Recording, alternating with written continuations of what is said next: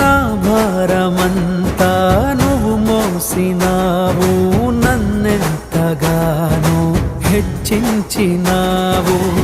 నీ కృపలోనే నన్ను కాచినావు, నీ కనికరమే చూపించినావు. నా హృదిలోనే నీ వాక్య ధ్యానం, నా మదిలోనే నీ నామస్మరణం.